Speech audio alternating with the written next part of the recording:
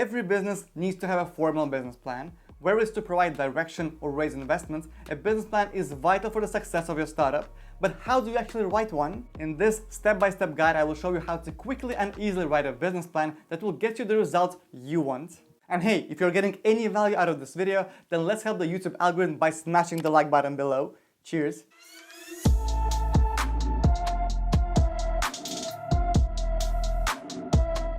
Hey, what's up? Gerhard here with Business Vision, bringing you the best tips and tools for building a business with online video. And this channel, I do a lot of business-related videos as well as other useful content just like this one. So if you're new here, consider subscribing. And now let's dive right in. You might be thinking, should I spend my time developing a business plan or just dive in and start figuring things out as you go? If it sounds like you, then check out my last video describing the true value of business planning somewhere here. Okay, before we get started with the business plan, let's talk about the basic rules that will make the whole business planning process a lot easier. I mean, the ultimate goal is to get your business plan done so you can actually focus more on building your new business venture.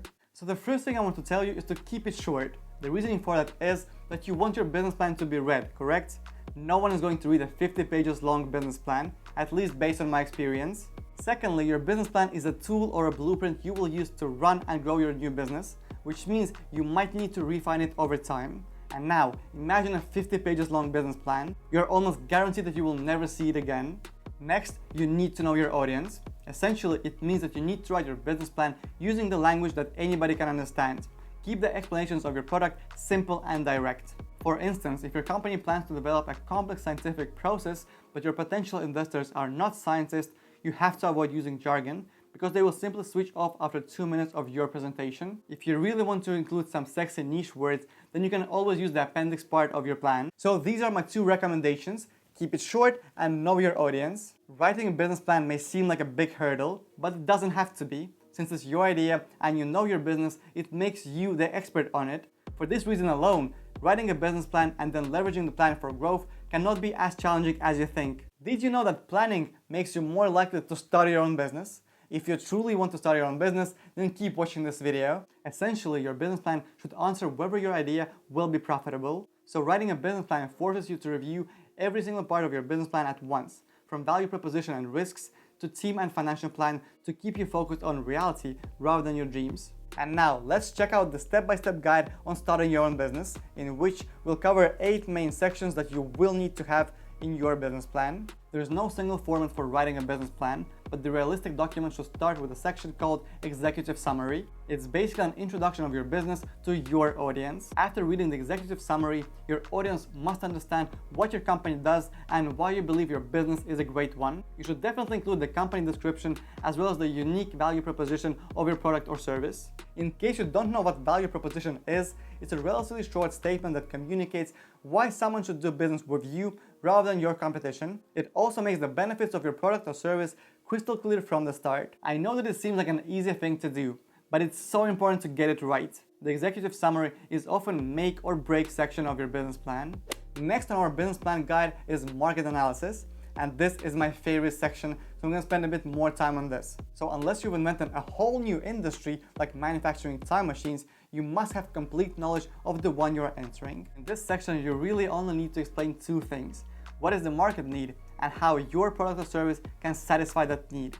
This includes customer segments, industry stats, relevant marketing data, and a thorough examination of your business venture both internally and externally. You can use SWOT analysis for this examination. It is a well-known method to map out your strengths, weaknesses, opportunities, and threats for your new business venture. To give you a better understanding for a startuper like you, strengths can be your team, technology, or sufficient finances. A unique offering can also be your strength. In terms of weaknesses, it could be lack of knowledge or high cost to get started. So these are the internal forces. If we speak about the external ones, then the opportunity, for example, could be the access to new markets, and a threat could be the lack of potential customers. Based on your SWOT analysis, dive deep into why you're tackling this opportunity and why others should be excited about it. This section should also be used to describe your perfect target customers by using market studies, economic data, and other studies to demonstrate the potential market size. It is simply your chance to demonstrate that there is a real market opportunity. Hey, are you getting any value so far? If the answer is a solid yes, then give this video a thumbs up because this gives me more motivation to produce more content like this for you guys. Next, your business plan should definitely include a detailed description of your product or service that you provide. I would even call it a source of your revenue. This section should illustrate how your product or service will benefit your selected target audience. Here you should answer the following questions. What do you offer? What problems will it solve? And how is it different from similar products or services available on the market? Depending on your business, this section might be relatively long based on the complexity of your actual product or service. This is a good place to talk about the long-term vision or product roadmap that will enable you to stay relevant and competitive in the future. But keep in mind that highly detailed or technical descriptions are not necessary and definitely not recommended. Use simple terms and avoid industry buzzwords. Almost forgot to mention one more thing. Patents, copyrights, trademarks you applied for should definitely be listed in this section. This will help you to build even more trust with your reader. Here's one quick question for you. Would you start a business with a product or a service? What do you think requires more resources? Let me know below in the comment section. Now is the time to delve into marketing and sales strategy. Here you will describe how you will attract customers and how you will retain them. You need to know one thing, that nowadays people value long-term relationships. Therefore, you need to use any good strategies that will help you to increase your customer retention rates. It might sound like a common sense, but before you even think about your marketing plan, you should definitely have a well-defined target market. Without knowing who you are selling to, a marketing plan will have little to no value. For this reason, your marketing efforts are directly informed by your ideal customer. Your plan should outline your current decisions and your future strategy, with a focus on how your ideas are a fit for that ideal customer. If you're planning to invest heavily in ads on Instagram, for example, it might make sense to find out whether Instagram is a leading platform for your audience. If it's not, it might be a sign that you need to rethink your marketing plan. So don't simply plan to spend the money on a variety of marketing efforts. Do your homework and create a smart marketing program. And at all times, continue to highlight what separates you from the rest of the crowd. One of the most important aspects of an early stage business is the team and its credibility.